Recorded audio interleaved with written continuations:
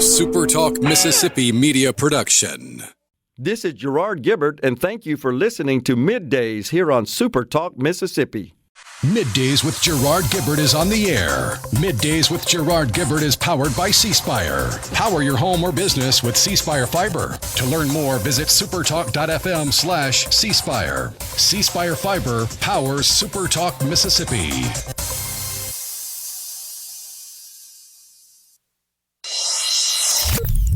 Get ready to go beyond the headlines and join a meaningful conversation with people from around the state. Hello. You're listening to MidDays with Gerard Gibert here on SuperTalk Mississippi.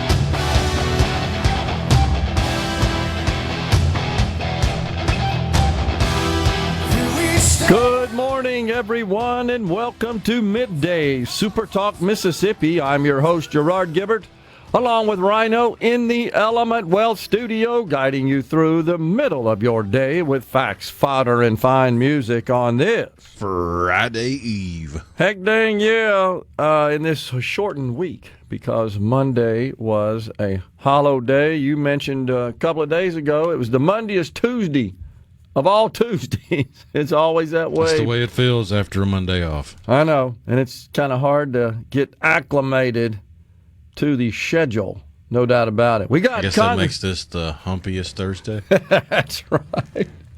We got Congressman Michael Guest joining the program at 10:35. We'll get his thoughts on the one big beautiful bill. He works, of course, on numerous committees, subcommittees in the United States House, and he'll give us his thoughts on border security. There's some money, as you know, in the one big beautiful bill to enhance security at our borders. He's been working on that, subcommittee chairman on border security and enforcement. And then we've got Mike Hurst. You know who he is. He is former U.S. attorney, currently the chair of the Mississippi Grand Ole Party. And he was down in Gulfport yesterday at the police department pointing out alleged election fraud being committed in the mayor's race in the city of Gulfport. And as I expected, he was armed with lots of evidence. He being a skillful attorney, you would expect that from Mr. Hurst. He's coming on the program today to give us a rundown of the event yesterday, the reaction. That's coming on at 11:05, and he'll explain to us exactly what's going on that rises to the level of election fraud. Now, my personal opinion here is, Rhino, this ain't just happening in Gulfport. What do you think? No. Okay. I just want to make sure I wasn't like way out on the old limb there. I think this is a common occurrence. And I'm glad to see my... Even if accidentally, like I said yesterday, I'm convinced at least part of the people that are committing this election fraud have no inkling of an idea that it's against the rules or the law. Well, you made a great point, and I agree with you. I'll add something to that's similar, and that's before NIL. The complex web of regulations, right, governing recruiting in college athletics. What are the odds that many of the recruits and their families understood that some of what was being offered to them as inducements were not actually legal? I don't think they did. Thought that was... Now, I know, you're kind of shaking your head on this. I mean, yes, there were definitely some that were like, oh, this is just the way it is. They had no idea it was against the rules. And a lot of those were the ones that wound up getting in trouble for it. That's right. And I'm not talking about just, here's a bag full of money. I mean, I think that's fairly obvious. But, you know, there are all kinds of other crazy stuff that goes on. And sometimes it is I guess what would appear to be as innocuous as the number of in-home visits, for example. that got violated back in those days quite a bit by the head coach and stuff like that. They don't know. And even though when you're a recruit, the NCAA and the other organizations that govern sports at the different levels, they would bombard you with all sorts, but nobody reads all that stuff. But it's a similar deal is all I'm saying, that this may not be something that those who participated in actually realized is against election law, for example. Now, in fairness, if you're a political organization, if you have gathered the troops and are trying to move politics in a certain direction, you should probably brush up on what you can and can't do in the world of politics before trying to take political action. Yeah, I agree. I totally agree with that.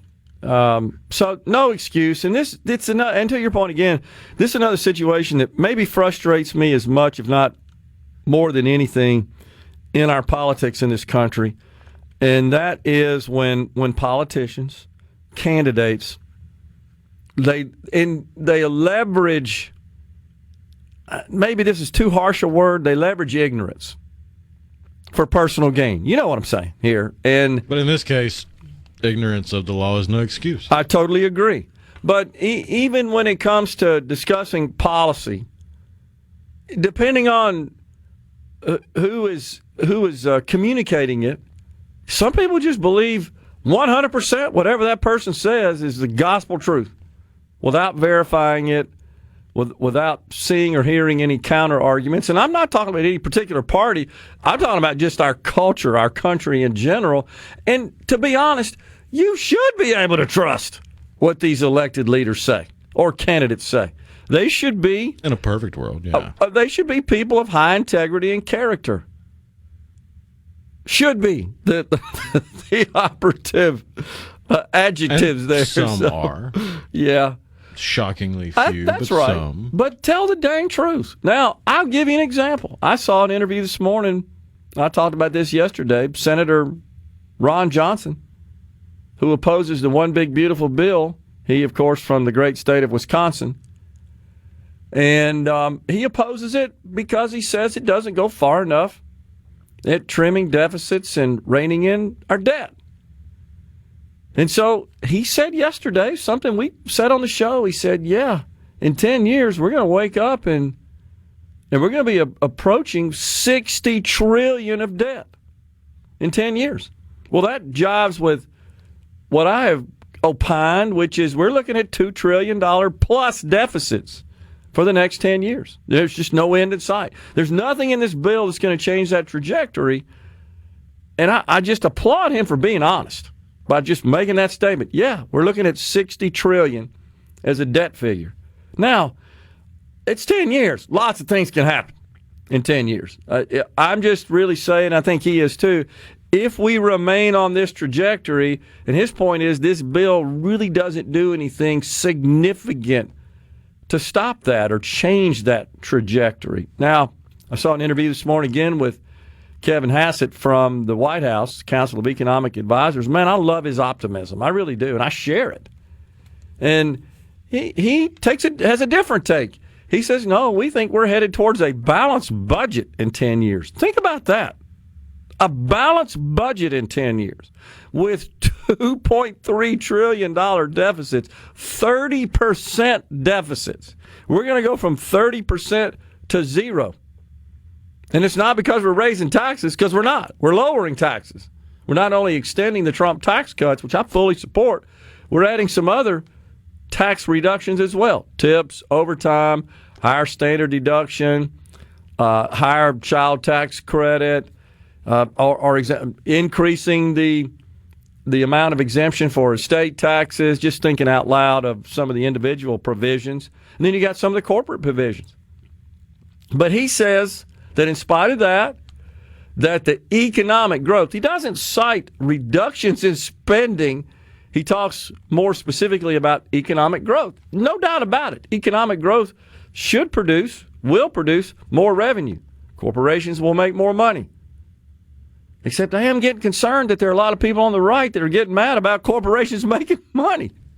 I don't support their position there. And then, of course, the theory is, with a looser regulatory environment, lower taxes, a more business-friendly policy ecosystem, the economy will grow, and you'll see wages grow. If wages grow, you're going to pay more taxes just because you're scaling the income ladder.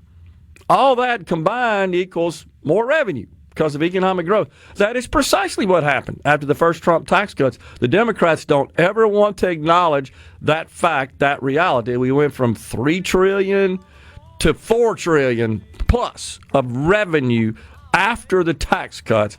The problem is we went from $4 trillion to $7 trillion of spending. So they don't ever want to acknowledge that's part of the income statement. They only focus on the tax breaks for the billionaires. I get so sick of that tired old talking point. It's not even a talking point. It's inaccurate. Cliche. It's inaccurate hyperbole. We're stepping aside for a break. We're coming right back in the Element Wealth studio again at 10:35. Congressman Michael Guest. But then I know that you will plainly see the biggest fools ever hit the big time, and all I gotta do is act naturally. Money should never. This segment of Middays with Gerard Gibert is brought to you by Covington County Hospital in Collins, where your health matters. Middays with Gerard Gibert. Let's do this. On SuperTalk, Mississippi. Let's go. I wanna be famous, a star on the screen, but you can do something in between. Maybe you can drive my car. We are back with you in the Element Wealth studio. So the big, beautiful budget here in the state of Mississippi has been approved up to the wee hours of the morning. Were the House members taking up the Senate bills. So it looks like that we're going to get a final budget, $7.135 billion, a 1.57% increase over the prior year. So certainly no spending cuts. I didn't think there would be. I would call that generally level with the prior year. Now that still should produce a decent surplus for the state of Mississippi for the fiscal year 2026, assuming revenues stay on track as they are right now. The program that did receive the biggest increase, no surprise here, something we've talked about often on this program, that's Medicaid. That's the number 2 spending line item in the state's general fund budget following K through 12 education. It actually got a 0.4% decrease due to a decrease in enrollment, because remember the formula is based on, it's a per student formula that is appropriated to each school district based on the number of students enrolled, and enrollment is declining. Interesting. Medicaid, just under a billion at $969.9 billion. Call it an even 970. That's a 6.69% increase. I just don't see that trend changing anytime soon. In fact, it may actually increase even more dramatically in future years. Universities got $838 million, 0.4% decrease. $300 million for community colleges, a 0.22% increase. Corrections comes in at $438.2 million. So generally speaking, when you look at the budget at a high level, you'll combine all 3 educational categories, K through 12, higher ed, and community colleges. And that, of course, comprises just under 60% of the total general fund budget. And that's not surprising when you look at all the other states. They're very similar models with respect to their spending. And then after that, after education, typically you'll find Medicaid at the state level, and then corrections. In Mississippi, the Department of Corrections for fiscal year 26 will receive $438 million, a 4.4% increase. So when you net all that out, $7.135 billion, 1.57% increase over the prior year. Here's the deal. The PERS. You, of course, are aware that the members of PERS have been anxiously awaiting to see if there would be any infusion of cash, any sort of bill that would provide for a recurring revenue stream. That's been discussed at length. The recurring revenue stream, I'm pretty sure, would require separate legislation. Appropriations bills just determine how much money is going to be spent and how it's going to be spent, where it's going for the coming year. If you wanted to change law to create, for example, a recurring revenue stream, that'd have to be taken up separately. Yeah, appropriations is just the hose filling buckets. You'd have to get another bill to get a new bucket. So, and the governor would have to make that an agenda item in a special session. Or to make another bucket bigger or put a spout on it. That's right. Else. So, but it turns out there are no monies, no one-time infusions included in this budget going to PERS. And there, of course, no legislation passed in the regular session that would create a recurring revenue stream for the public employees' retirement system. Now, the other controversial issue, in fact, this is why we had a special session, was these special local projects that the Senate said they didn't want to fund this year, and the House objected, and that's why they couldn't come to a consensus to pass a budget that would get approved by both chambers, sent to the governor's desk. Why they had to come back and spend a day and a night in the Capitol to get a budget passed. My understanding is no local projects got funded. In fact, there were some capacity transportation projects in Rankin and Madison counties, building funds for IHL and community colleges, also funding for the School of Accountancy at Ole Miss. None of that got funded. So there's a game being played, a little bit of retribution back and forth. If you follow the pattern here, the Senate said, hey, no local projects, and the House said, okay, well then some of these sort of state-level projects, transportation, education, et cetera, we're not going to agree to that. So we're just going to do this thing and call it a day. No pet project, so to speak, for anyone. It's actually not a bad idea. I don't know if I would call things like transportation projects, I don't know if I call those pet projects. It would depend on the project. I mean, sometimes they are kind of favors for a member, that are more isolated to them or their constituents. Well, I mean, you go far enough back in Mississippi history, but not that far back. You do have, I think there's still technically allegations of paving people's driveways. That's right. And that happened a lot at the county level. Remember, the dump truck full of gravel would show up magically that a supervisor would order. Notorious through the years. And, you didn't have everybody run around with a video camera the way they are today to capture those kinds of activities. It's pretty well publicized, pretty well exposed when that sort of stuff happens. So what we have are other ways, honestly, of working through or around subverting the system. Ben from Madison, surprised there wasn't an infusion of cash into PERS during the special session. I know Senator Sparks mentioned on your program a few weeks ago the Senate wanted to infuse $200 to $300 million. Maybe he meant starting next year. No, I think he was serious, Ben, about the special session.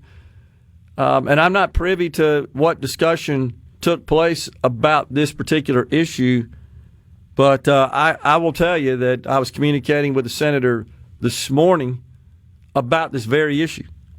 And so he shared with me that, that just couldn't get across the finish line.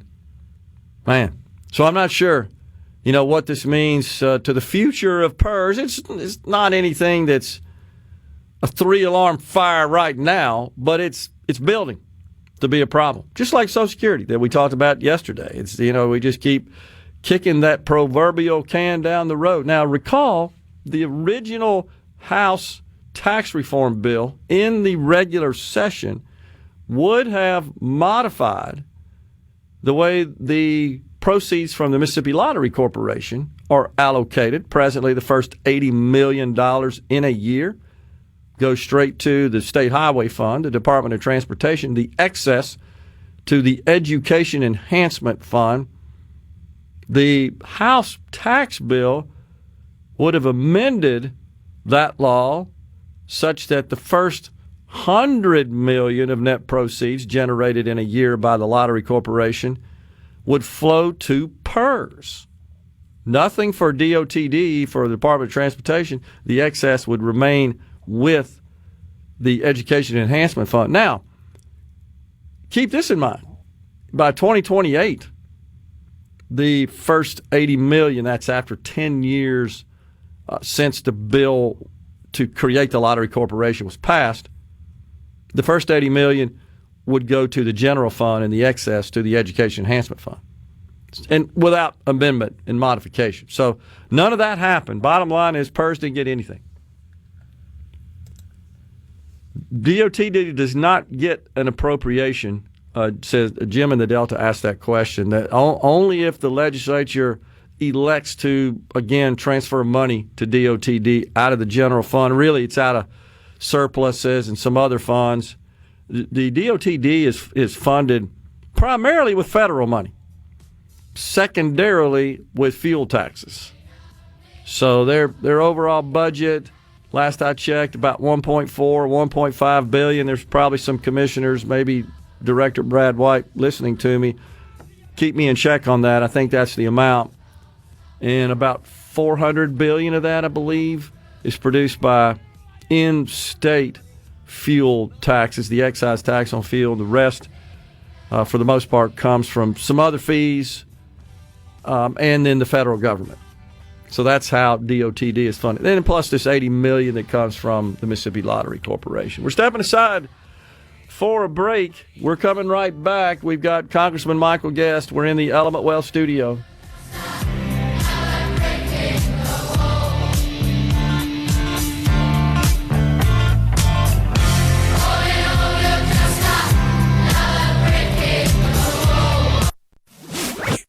Middays with Gerard Gibert. It is on SuperTalk, Mississippi.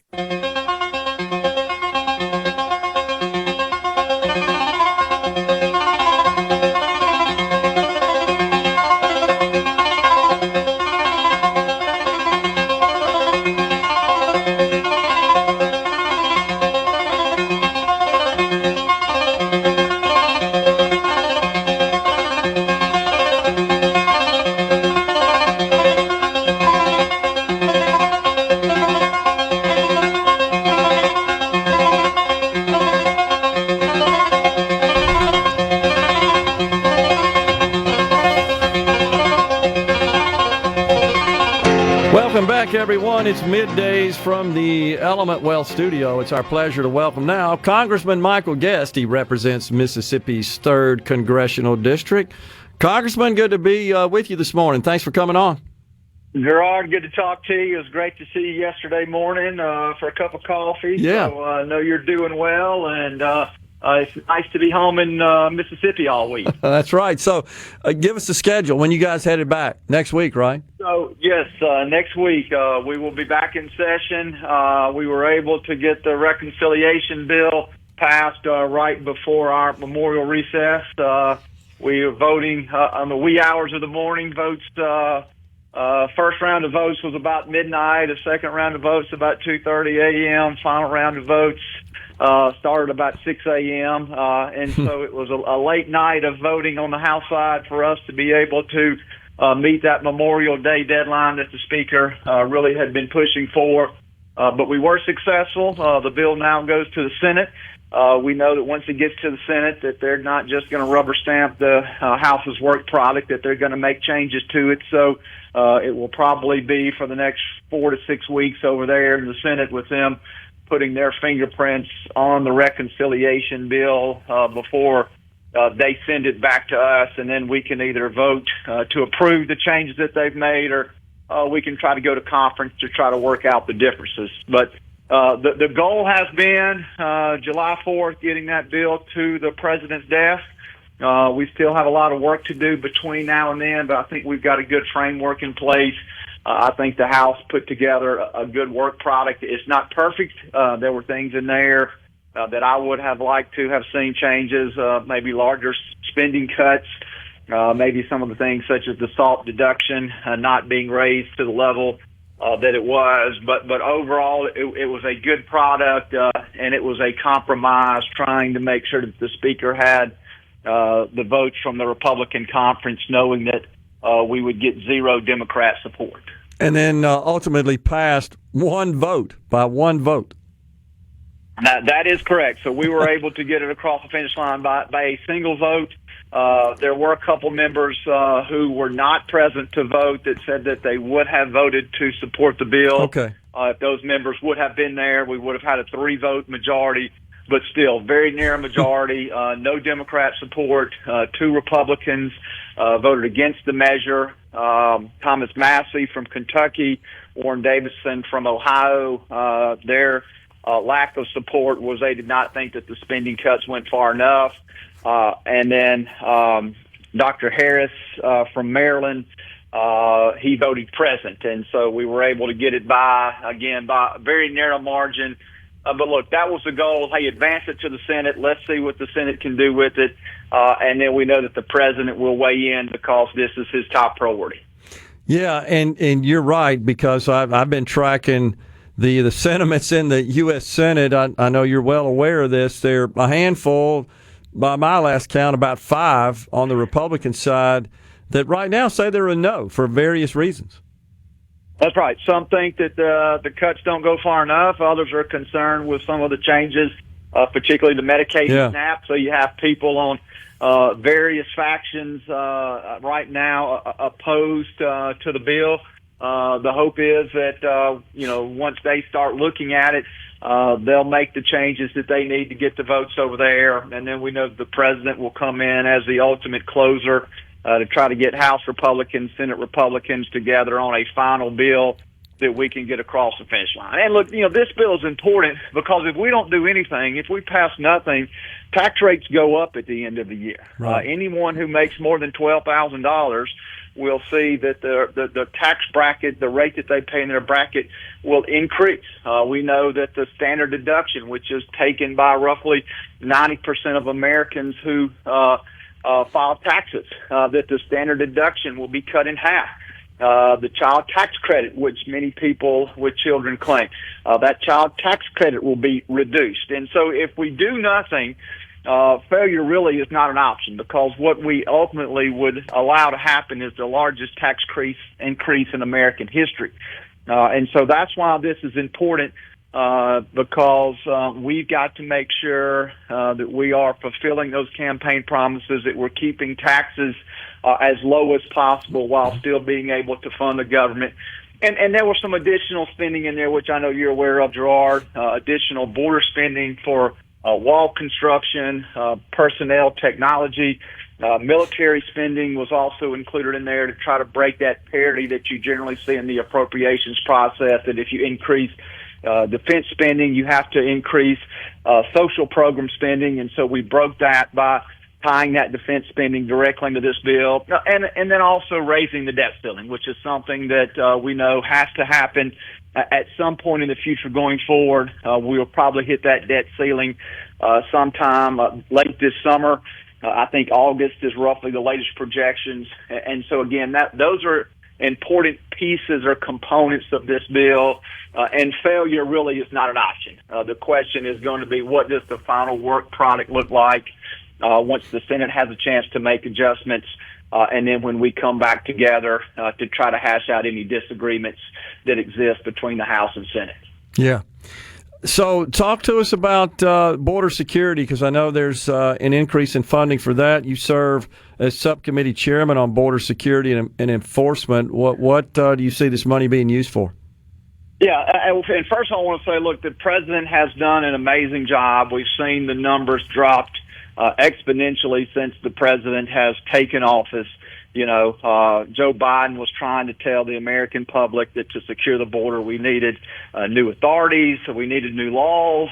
And ultimately, we just needed a president who was willing to enforce the existing laws. And we know that the president came in very aggressively with executive orders, declaring a national emergency on the border, ending the catch and release program, reinstating Remain in Mexico, surging resources.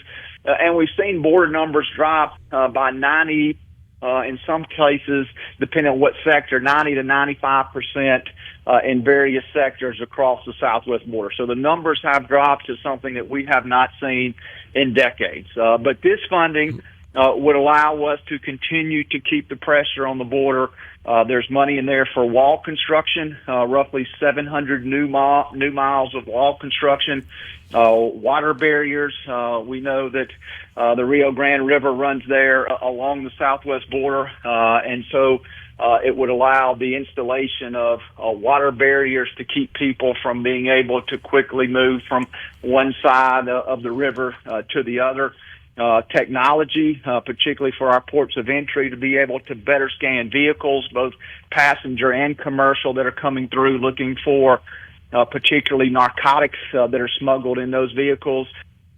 Some infrastructure improvements, particularly some of the roads there and some of the very remote areas of the border are very hard to access, so we need to come in and some areas either fix roads or create roads that don't exist. Personnel, and then also some things, just simple things like new vehicles. The fleet there at the Border Patrol that they use aging vehicles. They put a lot of wear and tear on those vehicles going in some very remote areas. And so we're investing there in the fleet that those officers will be using. So we actually, the reconciliation instructions allowed us to spend up to $90 billion. We ended up spending slightly over 69, and so we actually did not spend as much money as the bill authorized our committee to. We tried to, again, be very targeted in where this money would be spent and make sure that we were providing law enforcement the resources that they need, but at the same time being wary that we did not want to add to the growing deficit by spending more money than necessary. So I think we put together a good package in the Homeland Security Committee that was included there in the final budget reconciliation package. Yeah. It's, just the president, since he's been elected, Congressman, when he just conveyed the message really to the world, hey, don't come here illegally. There are going to be consequences. Our borders are closed. And he was serious about it. It wasn't the tongue-in-cheek communication coming from Secretary Mayorkas in the prior administration. Like immediately after that, we saw the crossings drop to almost none. You're exactly right. You kind of saw a surge right there kind of at the end of the Biden administration, and then we quickly saw those numbers drop to, again, historic lows. And that was because people believe what President Trump was saying, that the border was not open, that if you wanted to come to the country, there is a legal pathway to be able to come to the country to work through a green card or work visa program. There is a process if someone wants to become a United States citizen. Yeah. But that process is not you sneak across the border in the dead of night. You claim asylum, and then you get to stay here for 5+ years until your court date. The process is, hey, you applied there at the embassy. There are background checks. There's vetting. We're not, being Republicans, we're not against all immigration. Right. We just want to make sure that people know we're against illegal immigration. We got a break. Can you hang with us? Yes, sir. We'd love to. Okay, great. We got Congressman Michael Guest coming right back. Are we going to do this? Middays with Gerard Gibert. Keep rolling. 3, 2, 1. On SuperTalk, Mississippi.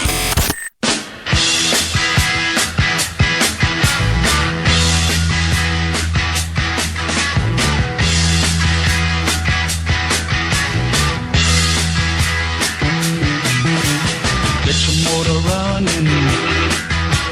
Head out on the highway, looking for adventure. and whatever comes our way. Yeah, darling, go make it happen. Take the world in a loving embrace. Buy all of the guns and pumps and explode into space. I like smoking lightning. Heavy metal thunder. Welcome back, everyone. It's Middays. We're visiting with Congressman Michael Guest. So there's been a lot of talk about possibly rolling back some spending that was previously approved, known as rescissions, Congressman. Tell us about the prospect of incorporating those in either this bill, if there's any there, or future budgets, future appropriations. Yeah, what we've been talked to during the conversations with the administration. We have been told that once the House was able to get the reconciliation bill passed, that we could expect a rescissions package coming from the White House. And so this would be standalone from the reconciliation bill. And the way that the rescissions work is it kind of uses that same procedure as reconciliation, in that you only need 50 votes in the Senate. Okay. But the process is the White House sends to Congress a list of rescissions that they would like for Congress to address. Then that is put into a rescissions package, and the rescissions package would then take those DOGE cuts that have already been made, and at that point, at this point, the money that DOGE has found, that money has been impounded, which means it's been appropriated for those agencies, but not yet spent. And so right. To pull that money back, to claw that money back, so the agencies no longer have those funds available, we can do that through the rescissions package, 50 votes in the Senate, so we don't have to worry about a filibuster in the Senate, simple majority in the House. We expect that once those requests have been sent, that we can start working on that, hopefully as soon as next week. Okay. It should not be near as lengthy. It should not be as time-consuming a process as the reconciliation. Of course, we can build in those cuts as we look and we're going forward through the appropriations process. But if the White House sends it over, if we follow that template that's been laid out, it allows us to circumvent the filibuster rule in the Senate, okay. And would allow these cuts to happen with only a 50-vote majority there in the Senate, and again, a simple majority of our members in the House. So I know some members on both sides have complained about the budget package not going far enough as far as repealing lots of the Green New Deal provisions that pretty much dominated the so-called Inflation Reduction Act. Would they also be included in this potentially? Some of these tax credits and stuff for some investments or some spending that is deemed as fighting climate change? Yeah, I mean, some of the spending definitely included. Again, what's going to be sent over to us is going to be at the discretion of the White House. Okay. And so we're not going to be able to just draft the things that we want to be rescinded. Now, we could do legislation along that lines, but it would then require a 60-vote majority there in the Senate to get past the filibuster. So we're going to be looking at whatever is sent over by the White House. Some of the DOGE cuts have been one-time contracts, which have been canceled. So, things, actions such as that would not necessarily require the House and the Senate to vote on those. But any lasting cuts, such as cuts to USAID and others, some of the Inflation Reduction Act grants, as far as energy grants for renewables, many of those have been addressed in the reconciliation bill. So they may not be directed, they may not be addressed in the rescissions package, but they're being addressed in the reconciliation bill. So We've got a couple of different bills moving forward, hopefully simultaneously once we get those requests from the White House, that will then begin codifying some of the spending reductions that we have to have if we're going to be able to get out of this debt crisis that we see our country in. Yeah. And, of course, a lot of what Musk and the DOGE team found really don't require any action by the Congress. We just need to clean up the systems, the processes, sometimes the organizational structure and the people to enable those changes. That's exactly right. Some of the things are more structural in nature. Others are one-time contracts, which can be canceled by the agencies. They don't have to come to Congress and get congressional approval. And so when people say that none of the cuts are being codified, many of the cuts don't have to be codified, don't need to be. But those that are, we do expect the White House to send that forward to us, and we hopefully can start getting to work on that when we get back next week. Sounds good. I know the American people look forward to that, and we always enjoy having you on the program, Congressman. Thanks so much for coming on. Please say hello to your beautiful family. Thank you, sir. Yep, good talking to you. Thanks, Gerard. Have a great day. You too, man. We're stepping aside for a break. It's time for Fox News, SuperTalk News, and after that, we've got GOP Chairman Mike Hurst. He's going to join us and give us the scoop on this election down in Gulfport, the mayor's election. Stay with us. Hour of Middays with Gerard Gibert is brought to you by the Mississippi Business Journal. Visit msbusinessjournal.com. Scott Coopwood, publisher and president. And now, another hour of the talk that keeps Mississippi talking. Middays with Gerard Gibert. Begin your transition now. Now on SuperTalk Mississippi.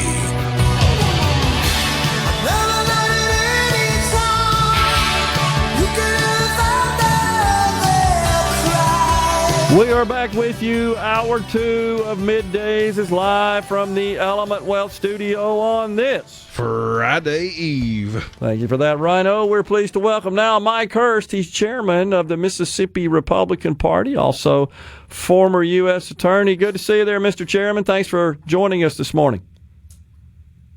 Thanks for the invite, Gerard. You always have the best radio intros. Good job, Rhino. Absolutely. So, you've been busy down on the Mississippi Gulf Coast. What in the wide world of sports is going on down there with this potential, certainly looks like, little election meddling going on?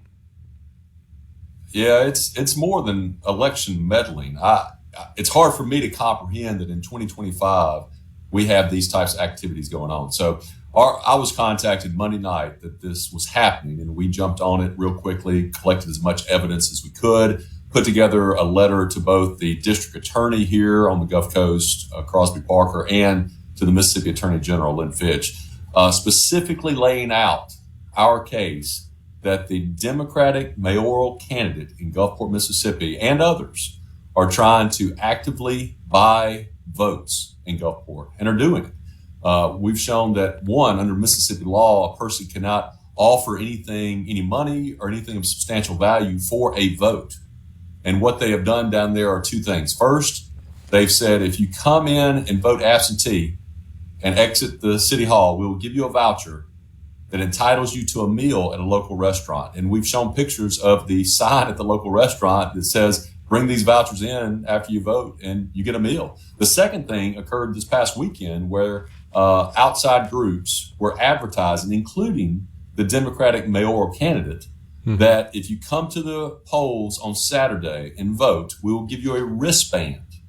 And after we vote together on Saturday, we will go to a local restaurant and we will have brunch and we'll have a party.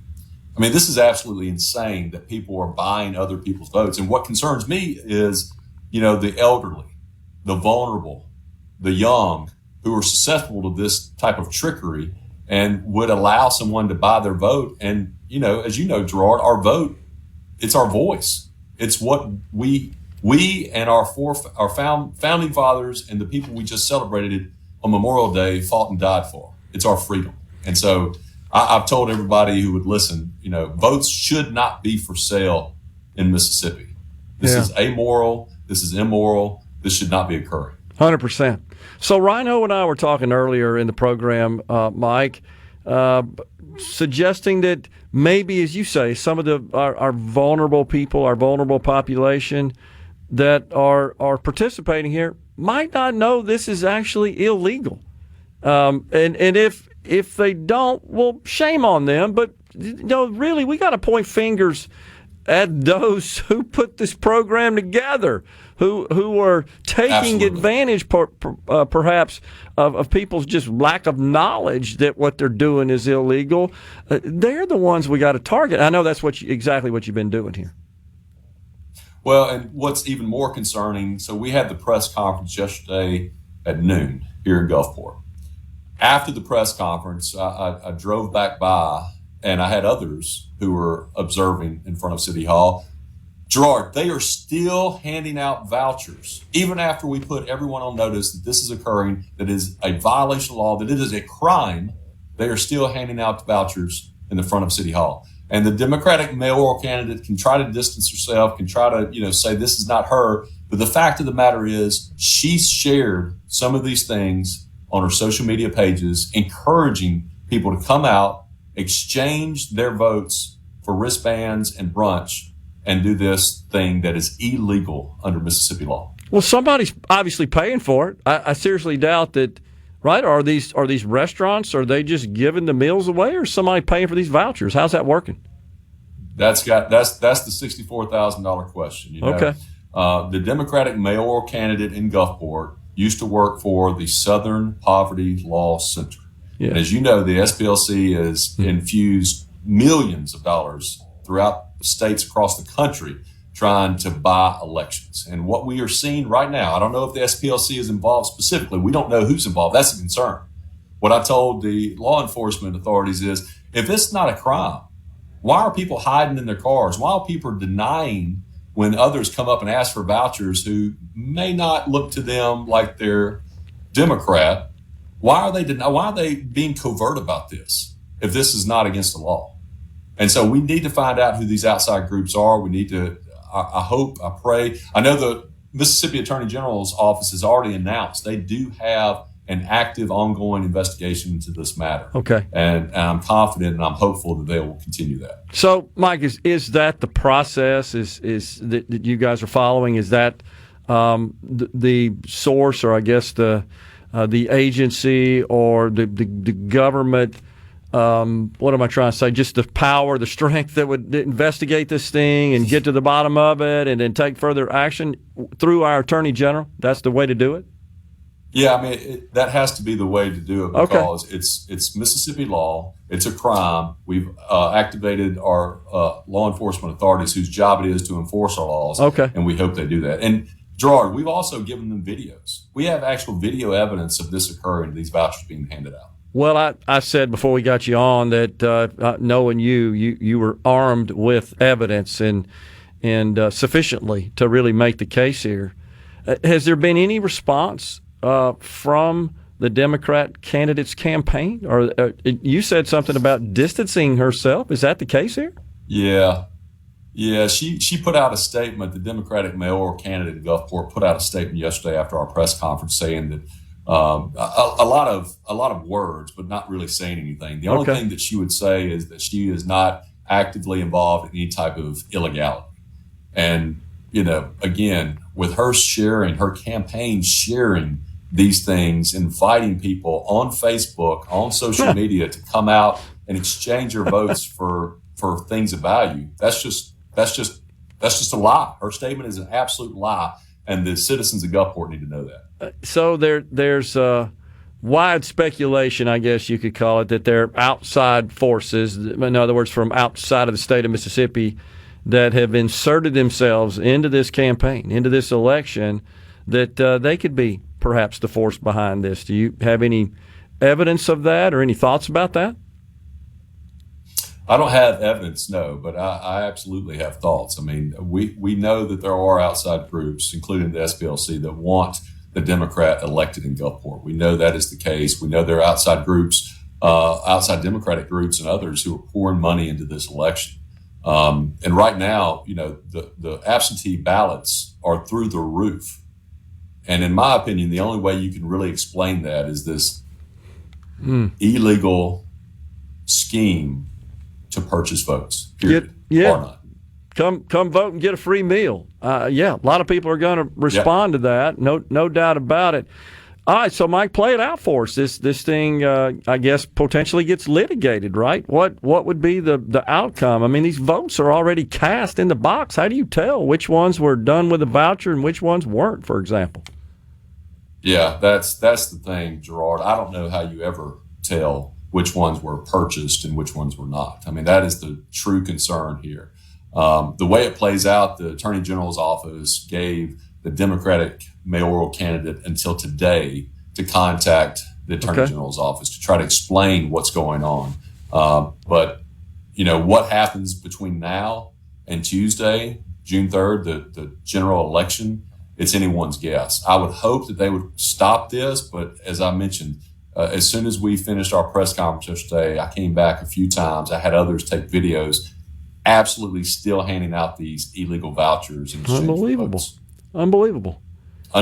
Is there a possibility? In this day and age that go ahead. Well, I was going to say, look, we have June 3rd rolls around, and we have this election. Let's say that the Democratic candidate prevails, wins the election.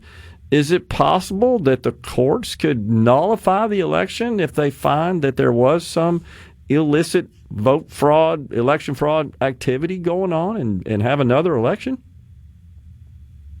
It may be. I haven't looked at the civil election code. We've been so focused on the criminal aspect of this. Sure. But there may be an opportunity for whichever candidate loses to challenge the election over irregularities such as this. Okay. So likely would have to come about as a result of perhaps if it should happen that the Republican candidate loses, that they would protest the election, file a lawsuit, and then that would be taken up, I assume, by the courts. And perhaps we'd have a whole nother election. How in the world could that stand if it's proven, there was illegal vote buying going on? How could we install a person into a public office like that under those circumstances? That makes no sense. I mean, that flies in the face. I don't know how the citizens of Gulfport would allow such an illegitimate candidate to be their mayor. We got a break right now. If you want to hang around, we keep talking about this. It's fascinating. I think people need to know. Absolutely. Okay, we got Chairman of the Mississippi Republican Party, Mike Hurst, on the line with us. Coming right back.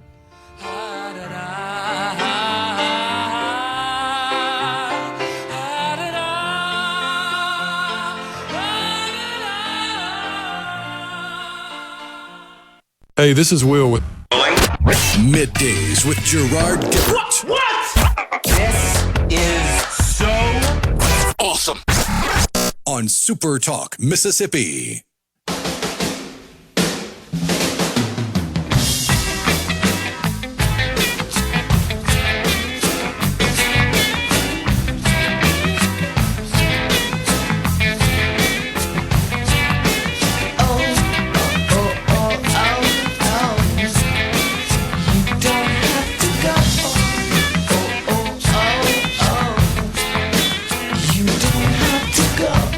We're back with you in the Element Well studio. We're visiting with Mississippi Republican Party Chairman, former U.S. Attorney Mike Hurst, talking about this situation in Gulfport, where in the mayor's race, very contentious mayor's race, which will, of course, be held next Tuesday, June the 3rd.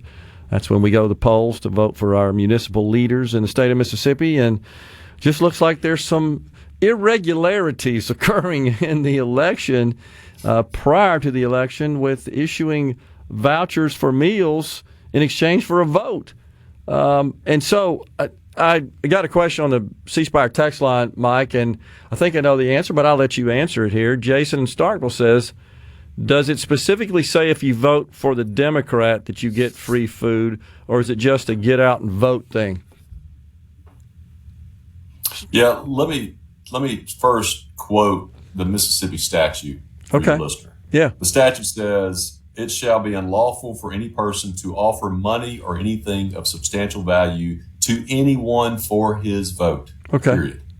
Okay. It doesn't say anything about vote for one candidate, vote for another candidate. There actually are Mississippi statutes that do say that. They do say if you offer something to vote for you or vote for someone else, yes. But this particular statute, 23-15-889, only says the offering of money or anything of substantial value to anyone for his vote is a crime in the state of Mississippi. Okay. And to your point, no, that does not say vote for anyone, but the fact that the Democratic mayoral candidate is coordinating with these individuals, is sharing individuals, encouraging her voters to come out, receive wristbands, receive meals in exchange for the votes, is clearly in violation of Mississippi law. I mean, so let's look at this situation. If a restaurant said, a private business said, "Hey, if you go out and prove to us you voted, we'll give you something, some sort of promotion," I'm not sure that would be illegal, would it? But when a candidate's I don't know the involved, answer to that. okay. Now that could be construed as you're still vote buying. You're inducing someone to vote with some sort of form of compensation, and that may rise to that level as well. But I think what's different here that you've pointed out is that the candidate themselves is out on social media in the public promoting this scheme, as you called it. That's right. And at the press conference yesterday, a person identifying himself as a local pastor claims to have put together this voucher program. Again, who knows if that's the case or not? But I tried to explain to him the statute is pretty clear that you cannot offer money or anything of substantial value to anyone for their vote, period. I mean, as you said, Gerard, I know people offer, maybe rides to the polls and other things like that. But right now, as I told him, if you have a problem with the statute, go talk to your legislator. Otherwise, the problem is right now that this campaign is violating the law. Totally true. I mean, in the interest of protecting the integrity of our elections, even the scenario I cited with a private business, in my view, we shouldn't allow. We just should say, hey, look, you go vote with at your own cost and on your own accord. You're not getting rewarded financially or in kind for just casting a vote. I mean, I just think that flies in the face of our system. And again, why would you be hiding this fact? If you don't think anything is wrong, if you don't think you're violating the law, why are you hiding in cars? Why are you hiding when people confront you and ask for ballots? We have a person who went up and asked the person handing out the vouchers for a voucher because he had voted. And the person denied knowing what he was talking about, said that she was just simply there watching voters as they voted for specifically for the Democratic mayoral candidate, and then told our insider, "Don't you be starting nothing." Oh my God. That's the response. If you're not doing anything wrong, why the subterfuge? Why the hiding? I mean, if it is just an altruistic thing by some unknown group, just give the person who walks up to you a voucher, and don't be picking and choosing who you're giving vouchers to. That's what's wrong. Oh my gosh. They are buying votes. They are trying to steal this election in Gulfport. And sadly, Gerard, I'm hearing about this for other Democratic mayoral candidates throughout the state of Mississippi. Yeah, I was doing a text exchange yesterday with Republican Party Vice Chairwoman Leslie Davis yesterday, and she said the same. Yeah, we suspect this is going on, and Rhino and I remarked that earlier in the program. Yeah, I don't think this is anything new. I think this is just a high-profile election, as you well know. Gulfport is an interesting city. This certainly could go either way, and I think the Democrats outside of Mississippi smell blood in the water, so to speak, here. And I think they're pulling out all the stops to try to push their candidate over the finish line, even if it means engaging in illegal activity. Yeah, it's crazy. I have no problem if you do everything above board, if you follow the law, and if you beat us fair and square. I'm not going to like it at all, but at least we fought a good fight and we did all we can. But when you resort to illegal activity, you are effectively stealing elections. You are effectively stealing representative democracy. You are cutting directly at the heart of our government, and that is absolutely wrong. Yeah, this just sounds like the old ends justify the means situation. Even if it means breaking the law, we can't allow that to happen. And I know I'm preaching to the choir here for sure, but We don't have a republic. What did Ben Franklin say? A republic as long as you can keep it. What the democratic exactly form right. of government of, by, for the people. We don't have that anymore if we allow this to go on. And this has gotten a lot of focus, as you well know, since the 2020 election, talking about election fraud and election irregularity in general across this country. Gosh, I really thought we were moving past that, but when you see this pop up in the state of Mississippi, in a major city such as Gulfport, it's cause for concern. And so I'm glad you're pursuing this Absolutely. and bringing this to everybody's attention. Has there been... And this is a priority for the Mississippi Republican Party. Last year, during the presidential election, we set up a program called Secure the Vote, where we educated and trained more poll watchers, more poll workers, and we deployed more attorneys throughout the state of Mississippi for that presidential election than had ever been done in our state's history. This is a priority, not just for the state Republican Party, but for the national Republican Party. And we're going to continue to do that. I mean, for too long, we have allowed the Democrats to do things like this. And I'm here to tell my Democratic friends that shall not happen anymore. Yeah, absolutely. And you know, Mike, I think it's fair to say the vast majority of people involved in this process on both sides of the aisle are following the law. It's this handful that ruined the whole process. The problem is they can be so destructive. It doesn't take many to destroy. And that's what we got going on here in Gulfport. I mean, it's one city, but it could change the whole complexion of not only Gulfport, but politics in our state if we don't go to the root cause here and, as Barney Fife says, nip it in the bud. Absolutely. And if good people like you and I, and as you said, the majority of Mississippians, if good people don't stand up and get out and just say enough's enough, this will continue to happen, and our elections and our democracy will be stolen in Mississippi. And like you, Gerard, I'm not going to sit around and let that happen. Yeah, absolutely. So, Mike, what about the National Party? Have you heard from them, been engaged with them? What are they saying? Yeah, we've been engaged with them on this. They have deployed resources in terms of the media exchange. They've gotten our word out to the national media.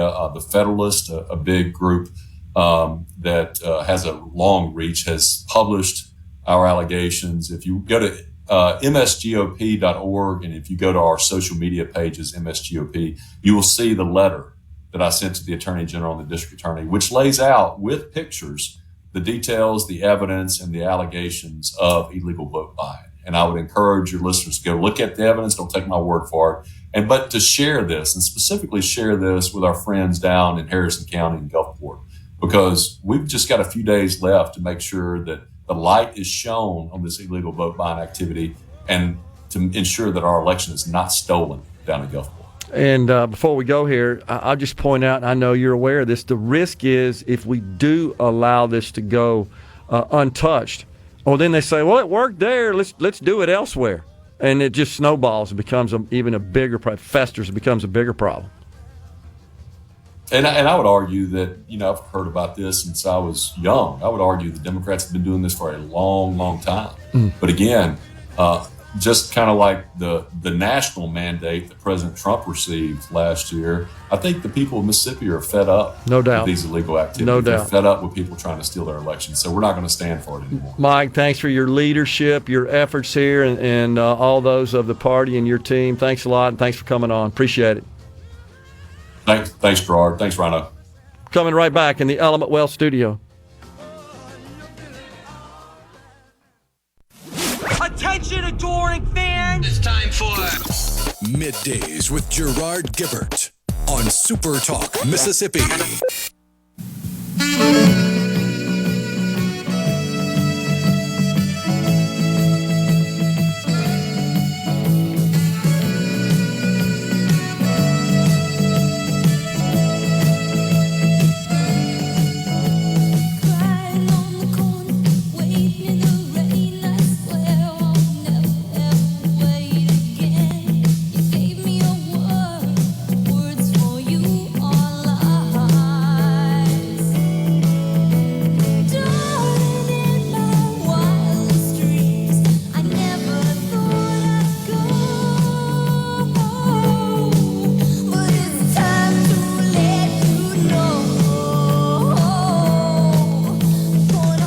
Welcome back, everyone. That's Quarter Flash from the All Hit Request line. Yeah, I requested that one.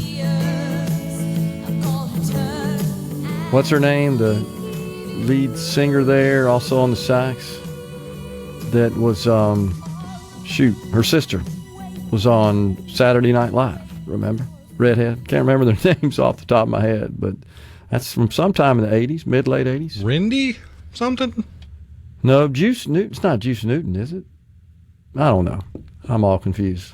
Let's see. Quarter Flash. Band originally made up of lead vocalist and saxophonist Orinda Sue Rindy. Okay. Rindy Ross. Okay. And her husband, guitarist Marv Ross. All right. Along with Jack Charles on guitars. Maybe I got that wrong. Wow, that's a name. Rick DiGiallonardo. Okay. Maybe I got that wrong. Maybe it's Juice Newton, whose sister, which is a different artist, whose sister was on Saturday Night Live. I think I got that right. Check me out on that. Is that right? Let's see. Yeah, I think that's right. We're back with you, though. We have got In a Mississippi Minute with Steve Azar today. You'll hear an interview with author, business coach, and motivational speaker Mike Farrell. In a Mississippi Minute with Steve Azar is presented by Superior Catfish. Remember, there's catfish, then there is Superior Catfish. It's U.S. farm-raised catfish with homegrown flavor. Ask for it by name at your favorite store or restaurant. Go to superiorcatfish.com for more info. All right, so interesting conversation with Mike Hurst there about this stuff going on down in Gulfport, and we got several people on the C-Spire text line that say, yeah, they know of stuff like that going on in their communities as well. So one of them asked, for example, what about people who give rides to the polls? Best I can tell, that's actually not illegal. Just transporting someone to the poll so they may vote. Do not think that's illegal. That wouldn't be considered an inducement, if you will, compensation. And then someone else asked, Scott and Clinton, is this a misdemeanor or a felony? Based on my research, looks like it's a felony. You're interfering with an election. That's the law you're breaking by doing so, by inducing people. And so whomever's providing the compensation, the inducement, would be involved in the felony, in committing the felony. So, man, this is going to be interesting to see where this goes. I'm just not sure. But it's certainly something we ought to be concerned about. I think, now that I think about it. Yeah, it would be a felony. I'm looking at the punishment. Okay. And, the sentence, the fine is of not less than $500 nor more than $5,000, or by imprisonment in the county jail for no more than 1 year, or both fine and imprisonment for being sentenced. But that is for any person who willfully, unlawfully, and feloniously procures, seeks to procure, or seeks to influence the vote of any person voting by absentee ballot. Okay. Gotcha. The fact that it's not less than a year means it's a felony. That's right. By the way, yes, Juice Newton, completely different artist, by the way, so I was mistaken there, is the sister of Lorraine Newman from one of the, believe, original cast members of Saturday Night Live. Probably best known maybe for the Coneheads. She was pretty good. Remember that skit, the Coneheads? But yeah, they're sisters. So I confused that with the lead singer, saxophone player in the band Quarter Flash, which is what we just played, which is good music. So there we go. It would be a felony. Do you expect anything better out of Democrats on the C-Spire text line? Bub and Starkville showing the Dems cheating in Gulfport. The guy you just had on said it. I don't know that there's a website, Bubba. He asked for a website. They shared it on their Twitter profile. You're talking about the GOP, yeah. Mississippi Republican Party. That's right. On their social media, lots of posts showing the posters that offer these vouchers for a vote, so forth. And then I think they've also got some video where they're showing somebody in line, getting their voucher, showing they voted and stuff. Man, just incredible. Dave from Ripley, the Bass-O-Matic, that was pretty good, that skit. I remember that. Pretty good stuff. Here's another one. I can promise there is election irregularities in Woodville, Mississippi for the mayoral race. Check out the election for Nettie Moore in Tupelo's alderman race. The Godfather says Gulfport is support. It's about illegals. Just based on the images that have been provided, I don't see people that I would say look like illegals that are involved in this. I'm not saying that's not the case. And I don't know how big a problem that is in Gulfport, but just based on video and still photo images, that doesn't seem to be the situation. But it is certainly a concern. There ain't no doubt about it. And let's see here. Marion Greenwood says, blah, blah, blah. I'm sure she won't be prosecuted and will still run. Well, she's running the elections, no doubt about that. The election's next Tuesday. I think Mike is waiting to see as well what transpires here. I mean, he did the right thing. He's been turned over to the Attorney General, and the Attorney General is pursuing this matter and is, I think he said, asked the candidate to come forth with some information. My guess is all the candidate's going to say is, I don't know anything about that, except Mike says the candidate's out there promoting it. So it's going to be hard to detach yourself from that when you're personally promoting this deal, if you will. Hey, but I mean, I get where Marion Greenwood's coming from. There's a growing consensus in the camp of nothing ever happens. I agree with that. I'm with you, Mary, on that. You're right. And it's frustrating to people. The government has arrested more squirrels than Epstein clients. Yeah. And how long has that been? Yeah, it's 4 years, 5 years, something like. It's been a while, right? I agree with you on that. So that's a good point, Mary. And I think people are frustrated with the lack of action and the lack of swift action. To your point, just drags on. I mean, so that's what bothers me. Like we all know, Biden wasn't all there. The elevator didn't go all the way up, and it was the people around him running the country while he was the quote unquote president. It's crazy. We all know it. Half the country's willing to come out and admit it.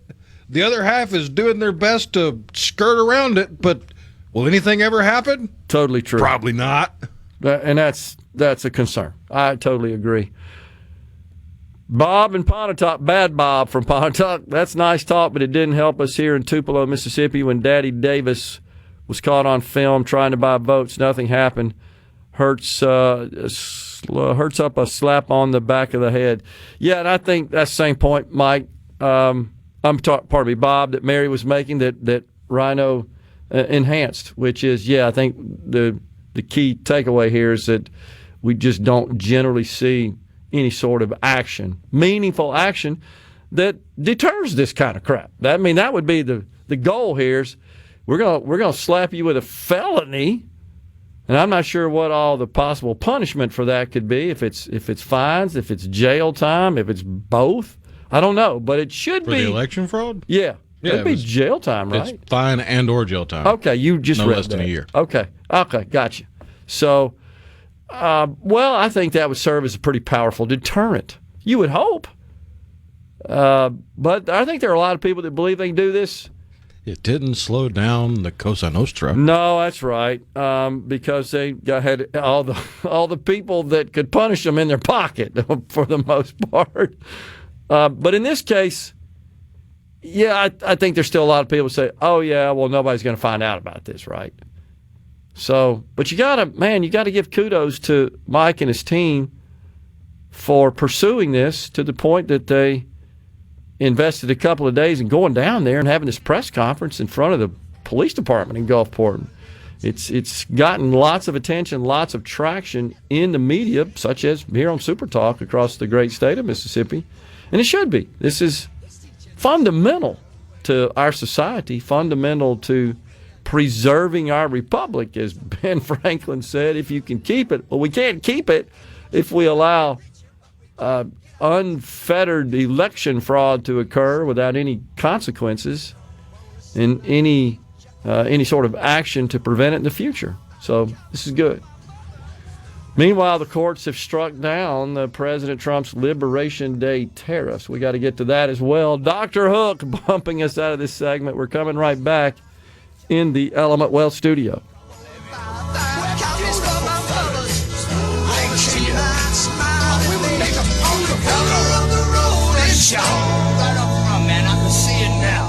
Polly up.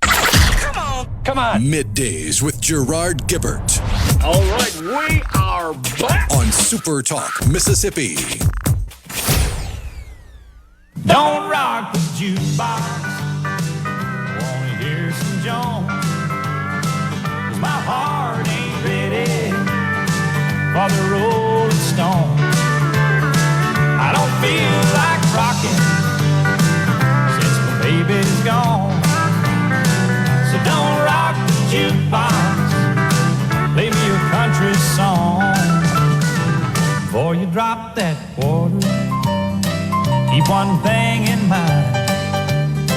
You got a heart-broke hillbilly standing here in line. I've been down in long. All right, that's Alan Jackson. Don't rock the jukebox. We've been practicing that one. Have the house band. Just want you to know that. Did I make one request? Don't rock the jukebox. So I had to buy a wood block because all these country songs have wood blocks. I could do rim shots, but it sounds better on a wood block. Now we got to get you a cowbell. I don't have a cowbell yet, and we don't have any songs that have cowbells in them. Y'all aren't doing Don't Fear the Reaper? Well, the drummer ain't doing that one, I can tell you. Yeah, we need somebody to just dance around the stage. I'm going to play the hell out of this cowbell. Will Ferrell, man. He had everybody on the set cracking up. Oh, gosh, that was so good, wasn't it? I'm going to play the... Oh, man. Sorry to get a little taken there. That's fun. Oh, man, just as soon as I feel good about kind of getting past all this woke stuff and all this equity, San Francisco, are you shocked? The school district out there has adopted equity grading. Now, that's nothing new. We saw this sweeping the country a few years ago. You remember that? In fact, some districts like Las Vegas, as I recall, and I don't know if it's still in place, they just got rid of grades. They just pass-fail.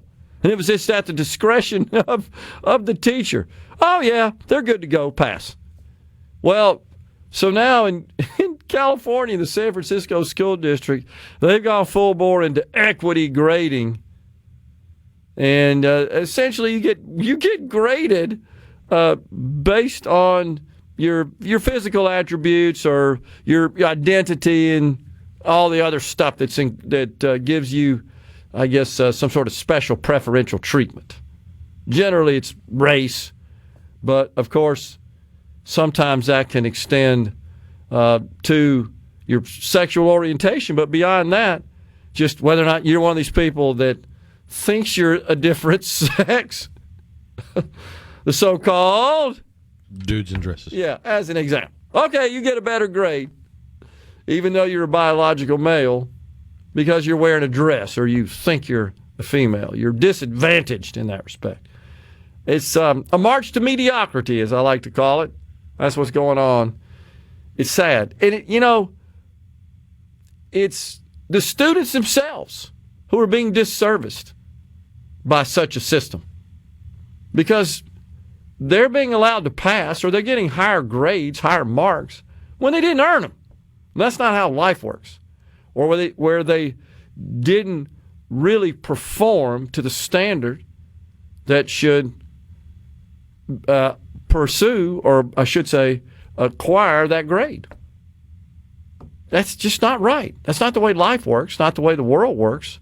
They're going to be in for a rude awakening when they find out that, for the most part in our society, performance and contribution and value and skills and all that sort of stuff, merit, determine outcomes. This is the way it should be. Now, we we went awry for a while. We're sort of getting back to normal, and which is a good thing, not only in government by virtue of executive orders signed by the president early on, but we're seeing many, many, many corporations across the country just dismantle, favorite word from the left, their DEI departments and the insane amount of money that they've wasted on consultants for this garbage. Corporations are. Right.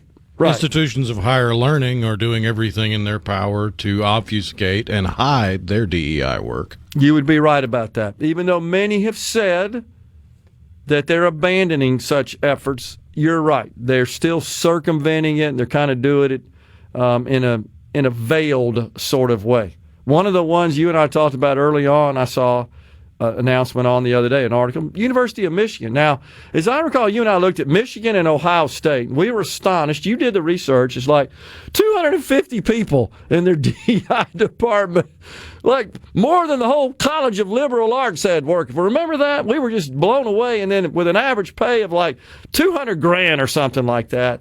And, of course, we immediately thought, what the heck are these people doing? Well, that's what happens when you got more money than sense and you include a rivalry in it. That's very true. So Michigan couldn't dare let Ohio State have more DEI employees. I think at the time we determined they had more than any other college. We couldn't find another college that had quite the investment in DEI that Ohio State did. I think to your point, though, Michigan says, oh, yeah, we're moving away from that. But I guarantee you pockets of that exist just under different labels and names and banners. Well, if you still got the same idiots, you just put them in a different job. It's still an idiot in another job. That's providing zero value to the educational experience or outcomes of the university. We're stepping aside for Fox News and SuperTalk News. We're coming right back with the afternoon portion of Middays live from the Element Wealth Studio.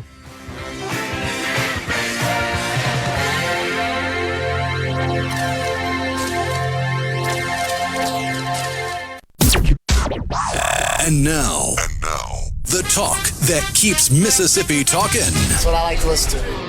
You're listening to Middays with Gerard Gibert here on SuperTalk Mississippi.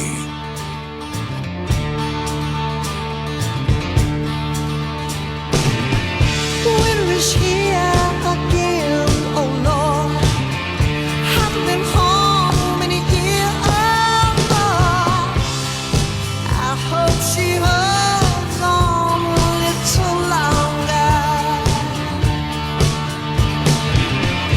Welcome back, everyone. It's hour 3, the afternoon portion of Middays on this Friday Eve. on the C Spire text line. That's 601-879-4395. Send us a message at that number. Stephen here from Jackson. Problem with both sides. I don't think anything happened to Elon Musk when he was giving out $1 million checks to people who voted for the conservative candidate in the Wisconsin Supreme Court election. That's actually not what happened. I think that the talking heads in mainstream media and the Democrat politicians that order around seemingly the mainstream media were telling that that's not the way it actually went down. No, it was, I believe you qualified for a drawing for this prize, this financial prize, if you signed a petition, as I recall. That was you had to be a registered voter, and you had to sign a petition in one of the swing states saying that you supported the First and the Second Amendment. Correct.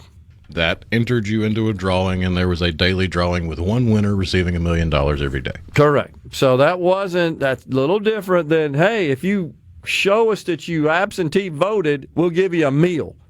I mean, that's a direct connection to voting. And that's what was implied by the talking heads in mainstream media. That wasn't the case, though, clearly. And, in fact, the court... No. The lying sacks of crap in mainstream media lied to us? No.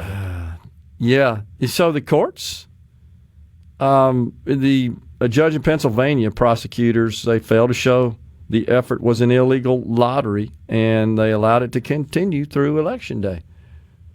Now, it turns out the Democrat prevailed in that particular race, as I recall.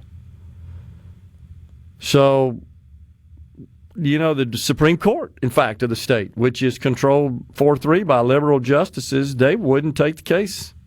The court really didn't give a reason for it, but I think they knew in rejecting the case that, it really doesn't have a leg to stand on here after they looked at the facts, as you just enunciated for us. So, a little different, little nuance, no doubt. Tim from the 662 says, you can never play the cowbell, hotty-toddy. James in Oxford, I need more cowbell. Yeah. So we were talking about Don't Fear the Reaper there and the classic Saturday Night Live skit featuring Will Ferrell there on the cowbell. Christopher Walken as Bruce Dickinson. Who never cracked a smile. Of course, he never does. He's kind of a scary guy, isn't he? And he can come across that way. He can also come across very campy. Okay. Because he's a classically trained Fred Astaire-style dancer. I'm aware of that. I've never seen him dance, but I've heard that as well. He was pretty much the entire focal point of a Fatboy Slim music video with him dancing through the hallways and the atrium of a fancy hotel.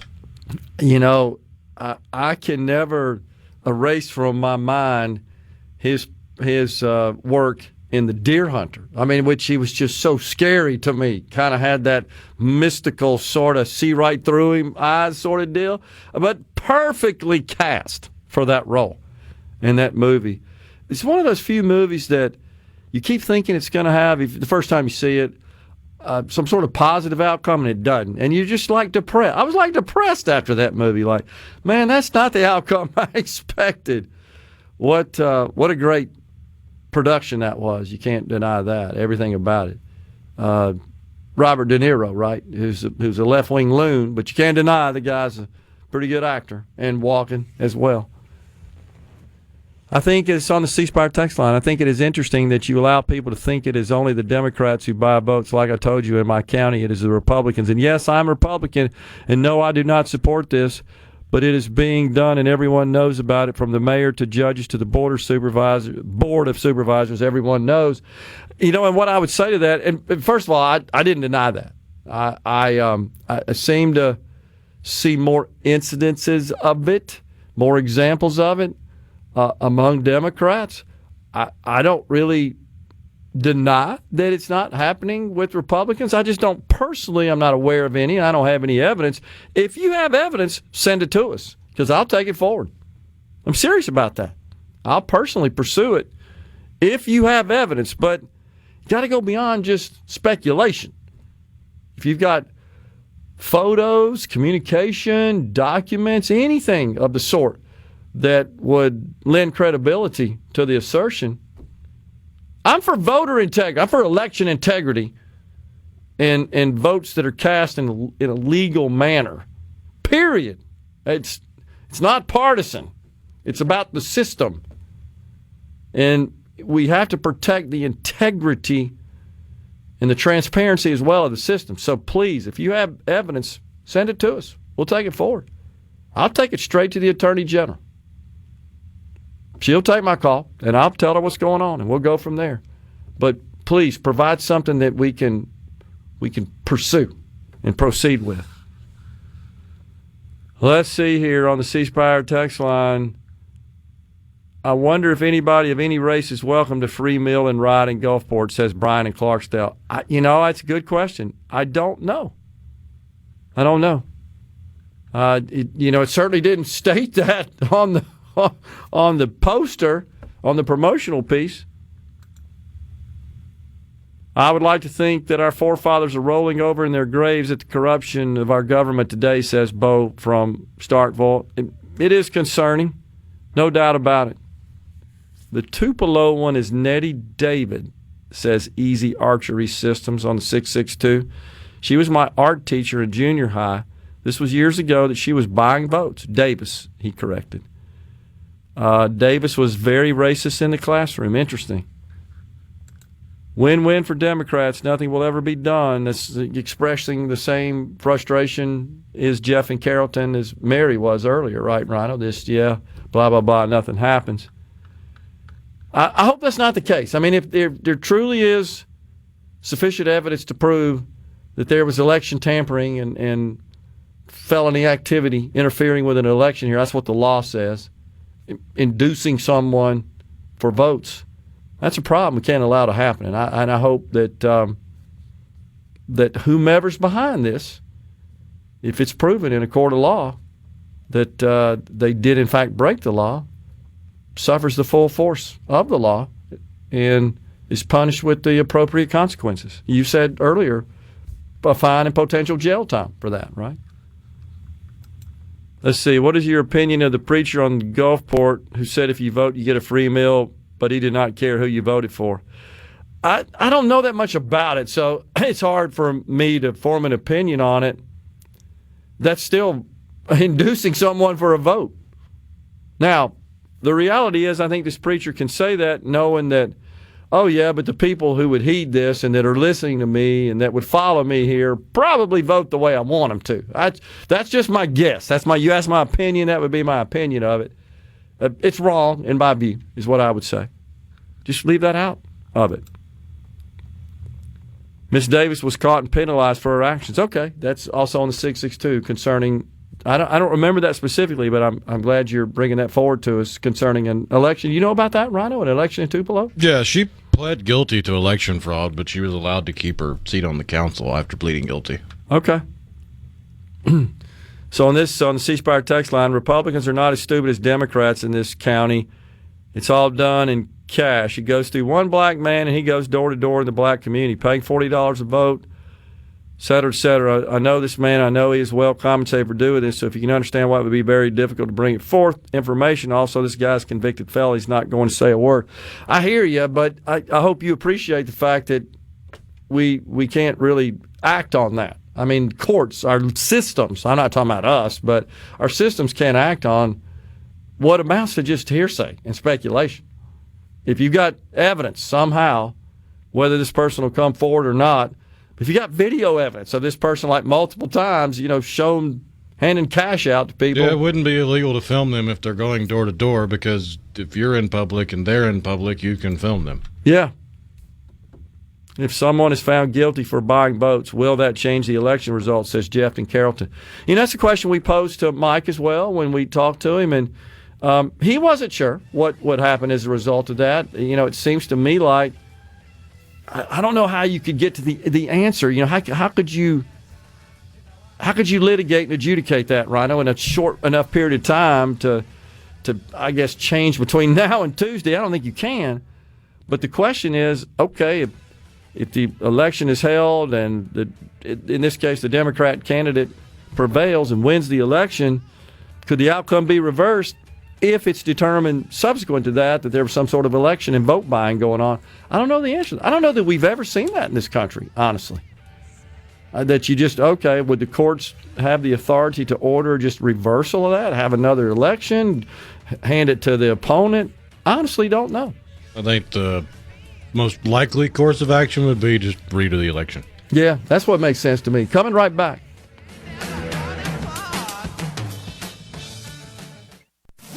Covering the stories that matter most to Mississippians. Gerard Gibert. Middays with Gerard. SuperTalk, Mississippi. I got rice cooking in the microwave. Got a 3-day beard I don't plan to shave. And it's a goofy thing, but I just gotta say, hey, I'm a-doing alright. Yeah, I think I'll make me some homemade soup. Feeling pretty good, and that's the truth.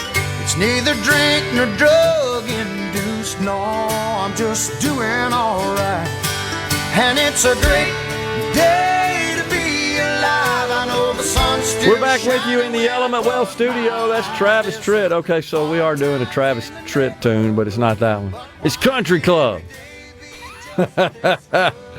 I'm a member of a country club. It's actually pretty good drums on that one, just so you know. I think there's a lot of people that, when they kind of get into the nitty-gritty of country music, they realize the musicianship, especially from country from the 70s, 80s, and 90s. Nowadays, country's morphed into this weird thing that still has the label, but it's not really the same. But country from the 70s, 80s, and 90s specifically, it has, in some cases, some pretty intricate drumming. No doubt.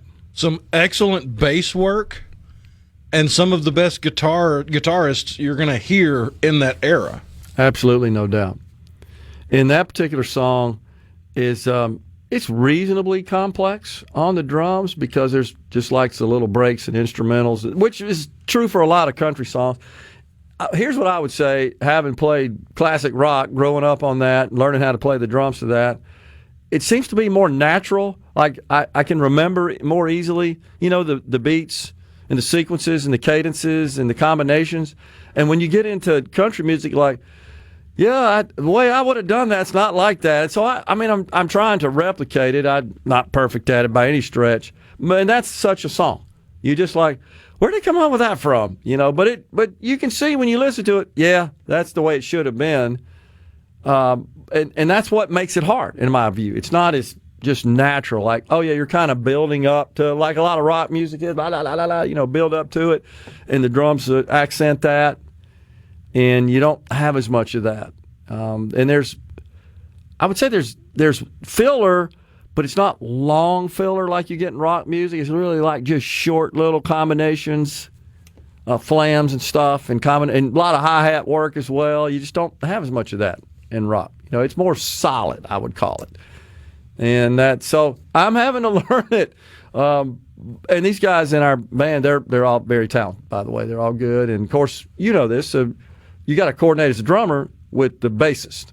So Chuck Blackwell, of course, in the House of Representatives, our bassist, really good. And in practice, he sets his amp up fairly close to me. And it's key to get the bass drum aligned with and coordinated with the bass notes. And that's what we've been working on. So you can do that pretty well with the country songs, but some of the hi-hat and snare work, like, I got to work on that and make sure I come in at the right time and exit and stop at the right time, that kind of stuff. I know I'm digressing. Apologize for that. But it's fun. I'm having fun with it. That's the main thing. I think you guys are going to be surprised. We'll be performing at the Neshoba County Fair, and we got a few more practices to get to that point. I'll say that. Should be fun. You're just talking about the situation, I think is what was meant here, gets people's attention. This is on the C Spire text line. I spoke to Paul Gallo several times about our sheriff after he was convicted of a DUI. That sheriff was not reelected. So just talking about it can help. They will all meet at the pub this afternoon and wonder who told SuperTalk. That's on the 601, the C Spire text line. Well, if our calling attention to this irregularity in the election occurring in Gulfport, and of course discussing this with the person at the center of this controversy, Mike Hurst, the chairman of the Mississippi Republican Party, if it serves as a deterrent. He might take umbrage with you calling him the center of the controversy. Well, he's the spearheading, let's say, the fight. I apologize for that. I apologize for that, I was Mike. like, wait, did I hear that right? I apologize for that, Mike. He knows what I meant. He's the central figure. There you go. How about that? No, clearly the candidate for mayor is the one that's really got to account for what's going on there. Mike is very faithfully pursuing the irregularity, and I'm proud of him for doing that, and I applaud him for doing that. So, I apologize. That's just kind of rolled out there, and apologies. You do that for 3 hours a day. It can happen. So, let's see. But if we're talking again, back to that. If our talking about it and calling attention to it is again can serve as a deterrent, and maybe cause other folks to come forward with information that would lead to and serve as evidence that this sort of stuff's going on, that's great. I mean, I would feel somewhat good about that. That just our voice across the state is having an impact, because fundamentally we got to have fair and open elections, true elections. Simple as that. Without that, we don't really have a functioning republic. And it's not a democracy, which is a government of and by and for the people. It's being hijacked and contrived. Can't have that. Did I miss something? Is this a Mississippi Minute? talking about the music. Laugh out loud. I apologize for that. But we're having fun. Well, in fairness, music is one of those things that it crosses party lines, it crosses gender differentiations, it crosses all race and creed and religion and everything. I mean, well, most religion. There are some religions that believe it's off limits or should be limited, but in general, music's one of those things that can just connect people. So true. Like, you can hear a song, and even if you don't understand what they're saying because it's in a different language, the music can touch you. And vice versa. If you really like something that's in written word, if you read that written word to a piece of music written for it, like, I know that sounds like a song, but there are different things where someone writes a poem or prose or long form or something, and then someone else comes along and writes music for it, and it's not necessarily meant to be sung like a song. It's just meant, it's literally that background music for you to read it. It can connect to you in a totally different way. Yeah, I agree. It's a universal language, and it does serve as a powerful uniter and connector. And look, it's fun producing something with other people that others enjoy. We had actually a couple of people that from the legislature kind of drop in on our practice the other day, Tuesday, and they were somewhat complimentary. So, and we're not really where we intend to be, but so at least we have some positive feedback at this point, and we'll get better, no doubt about it. I don't know that I would consider myself the first person to think of this, but I just don't know who it was that thought of it first. But I'm convinced that the reason there is so much rich heritage in music in Mississippi has to do with the sheer number of our state bird. Really? Because if you've never taken the time to just whistle back and forth with a mockingbird and try to get them to mimic you and try to do something that'll get them to sound different and just go back and forth, then you get a whole tree full of them and it just starts bouncing around. The music of nature is amplified in the Magnolia State because we have the mockingbird. And not only are you hearing bird calls, you can hear your sounds being reproduced by nature. Excellent point that I hadn't thought about. Excellent point. You could be right. That may be the reason we're so rich. Our history's so rich with music. Because that's part of the reason why a lot of modern music has become so complex and complicated and a bit oversaturated and just all of these things. It's because you've got all this time where generations now have had access to music in a way that earlier generations just did not have. Yeah. Like, you go far enough back in human history, you had to go to a special occasion event and you had to be a member of a certain class to even hear live music. Yeah. Yeah, that's a good point. I hadn't thought about that, but I think you're right. Larry and Ma says Benny Thompson's been having a fish fry every election for a long time. Perfectly legal, Benny. I know lots of Republican candidates that have cookouts and other recreational type events like that, but it becomes a problem when they say, hey, look, you get a free plate of fish and hush puppies if you prove to us you voted. That rises to the level and becomes voter fraud, essentially, or election tampering, I think, is more specifically the way the law, the statute is labeled. That's an inducement. That's illegal. But just having a fish fry is perfectly legal. It's from the cotton pickers. They had to keep busy and happy. Weren't any tall buildings around with nets, says Jason in Starkville. Let's see here. Gerard, what is your opinion on the IEEPA ruling yesterday of the president's power regarding tariffs? Yeah, I hadn't gotten to this yet. Appreciate that question, Ben. That happened after the show yesterday. The courts basically ruled that the president had overstepped his authority with the emergency, really not emergency tariffs, with the tariffs on Liberation Day, contending that what his actions weren't rooted in statute appropriately. This is going to be appealed, I think, ultimately to the Supreme Court. I'll talk about kind of my feelings on that on the other side of the break. Thanks for that question, Ben from Madison. We're in the Element Well studio. A mean man hater. Hey, this is Bob. Middays with Gerard Gibert. It is on. On SuperTalk, Mississippi.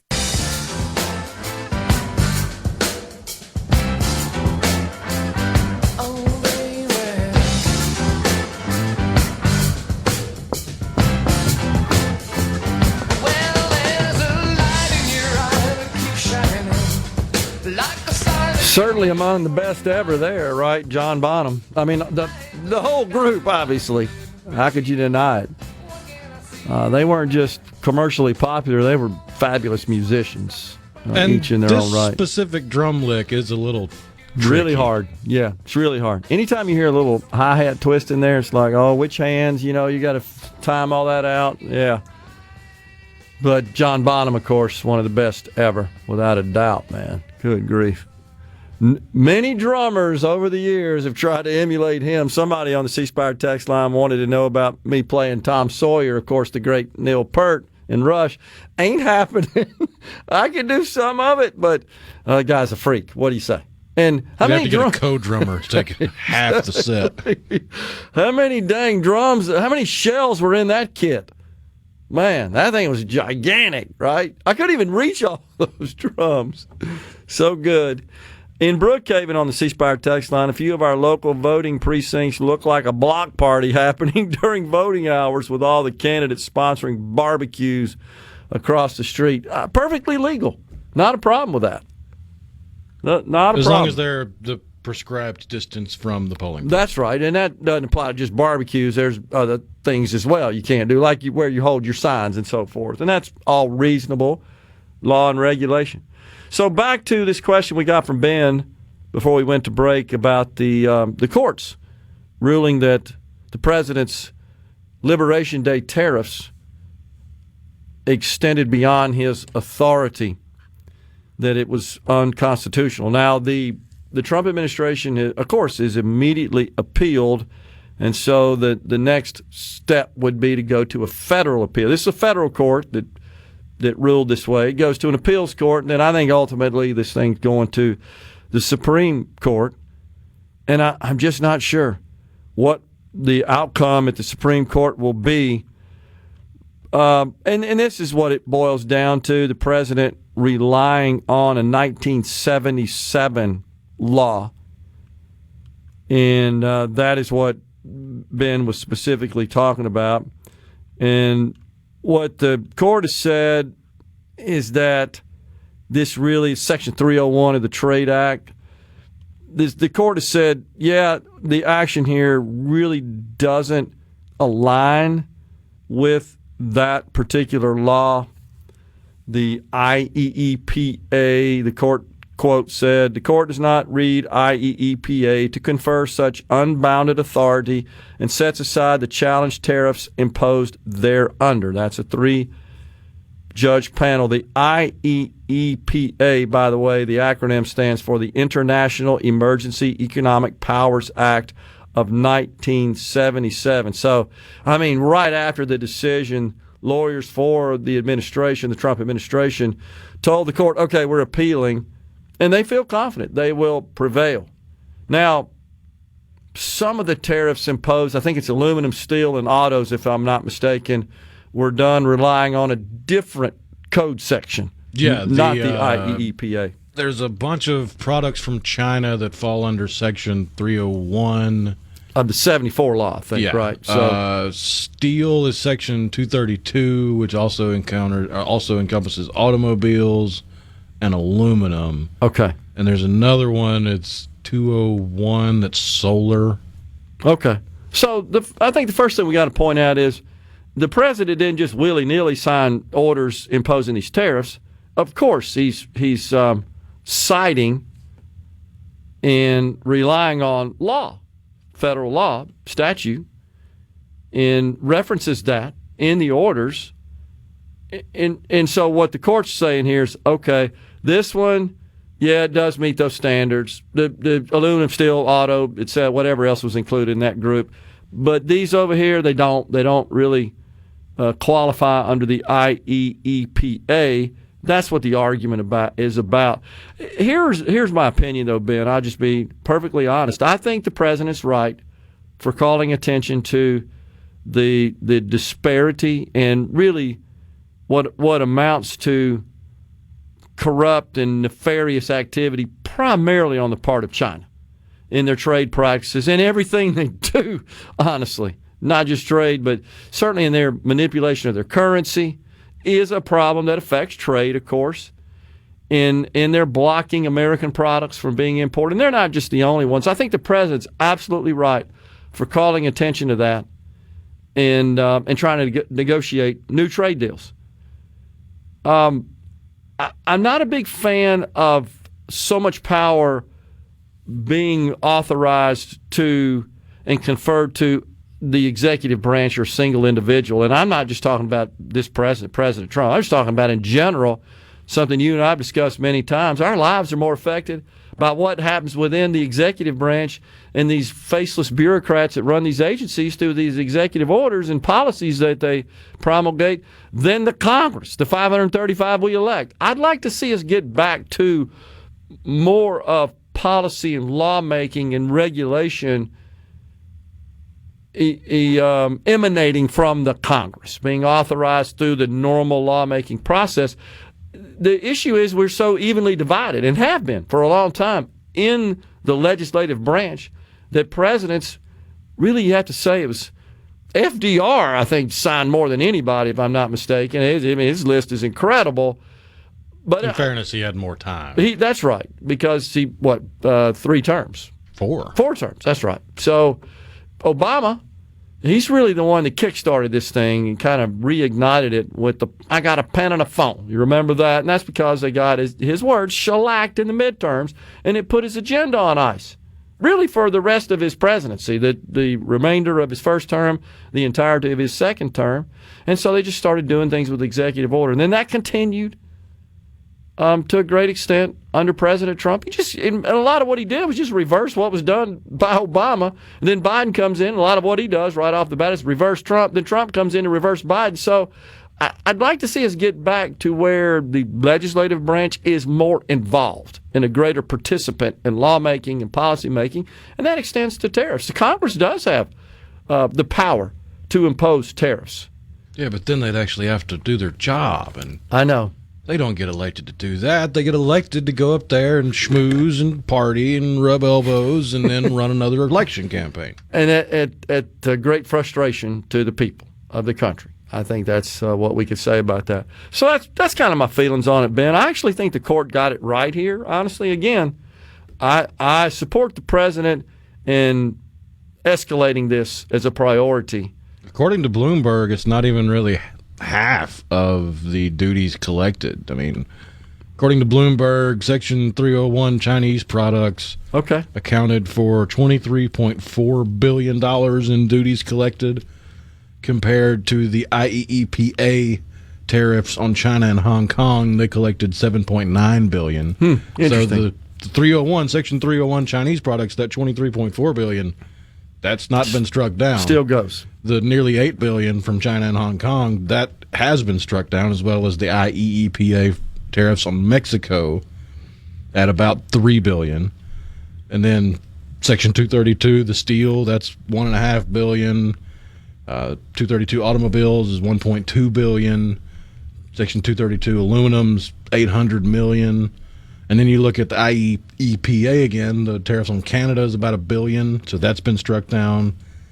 The 10% reciprocal tariff was using the IEEPA. That's about $1.2 billion. That's been struck down. So yeah, there's a portion of his tariffs that have been struck down, but a big chunk of them are still in effect. And that just illustrates how complex trade policy, laws involving that, surrounding that are in this country. And I think we also have to recognize the fact that, when someone is in office that's going to issue executive orders with which we agree, we all think it's great. And as soon as they're gone and the next person's in office and we don't agree with their orders, then we think it's terrible they're issuing executive orders. I mean, we have to be honest about that. I don't know that I agree with any that Joe Biden issued. My gosh, I can remember being in this studio right after he was inaugurated, just blasting the first set that he's like 70 in his first week or something like that. As I recall, 32 day one. I disagree with all of them. I mean, that's how we got into all this DEI and ESG and CRT and it's essentially abolishing merit as a factor in almost any outcome in the federal government, and the list goes on and on and on. Well, look at it through the lens of people that don't pay attention to politics, that aren't plugged in 24/7 to the goings-on in the nation's capital. All they've seen since W, really, and then got ratcheted up under Obama, was the president signs this executive order to do this or that because Congress is just sitting on their thumbs. That's exactly right.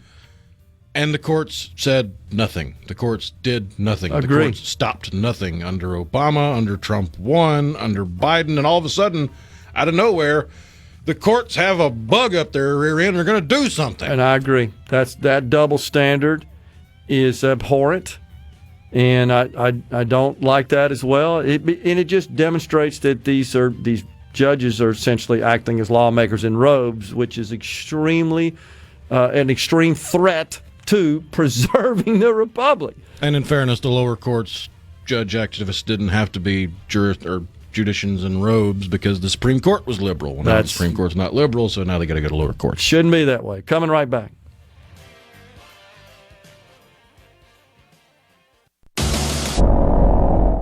Good for America. Good for fans of justice and truth. Good for us. SuperTalk Mississippi. This is what we stand for.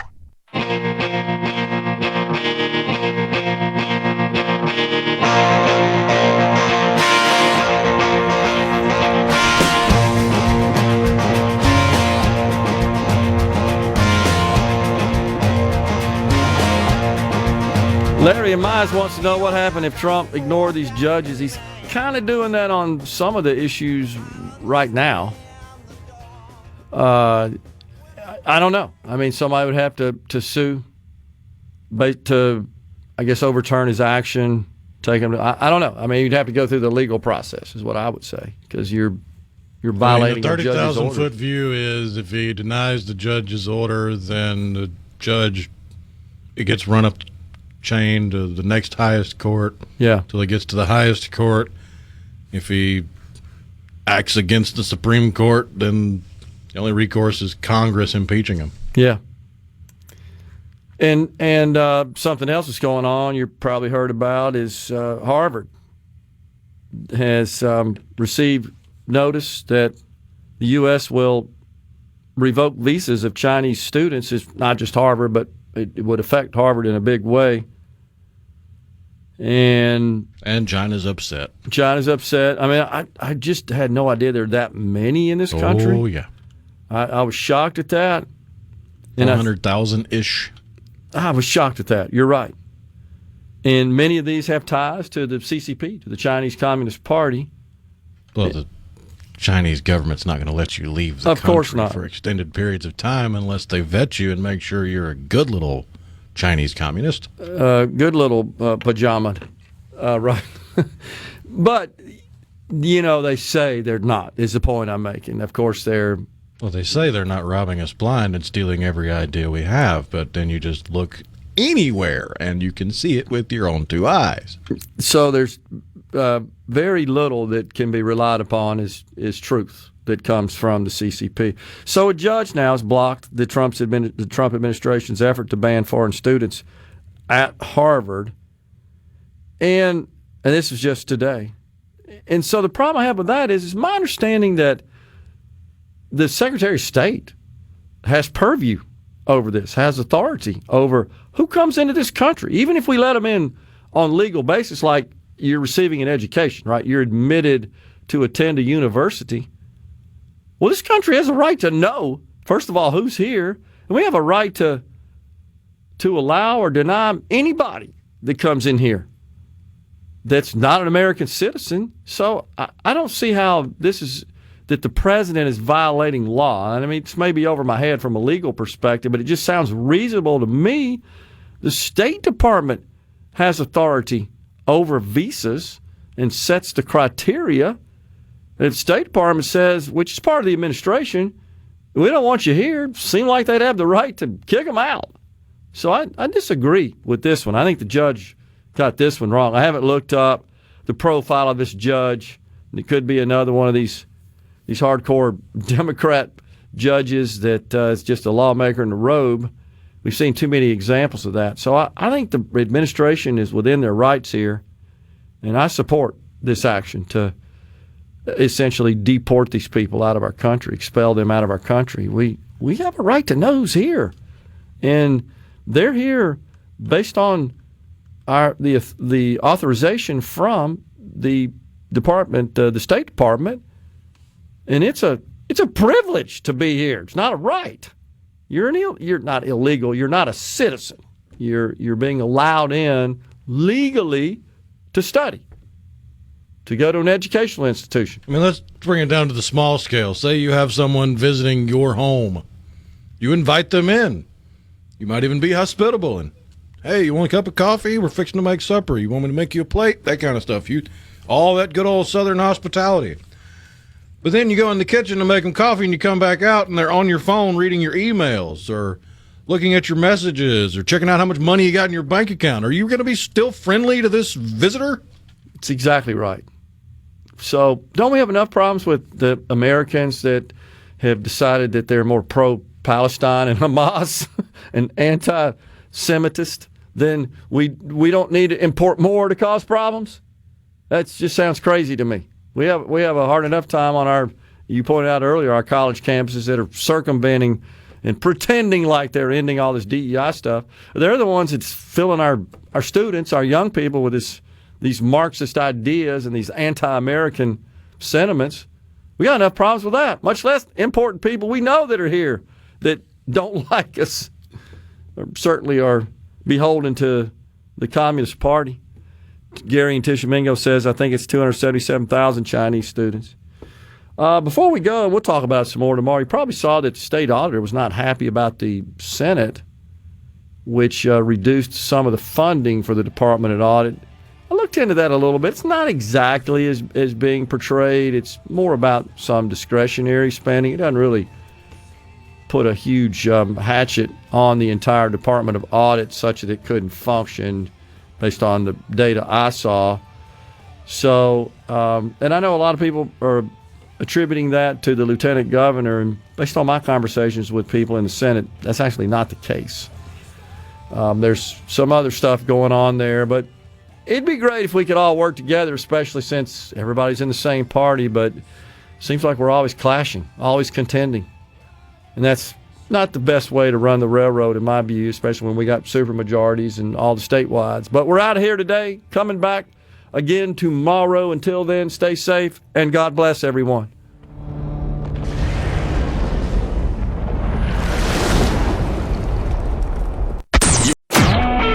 A SuperTalk Mississippi media production.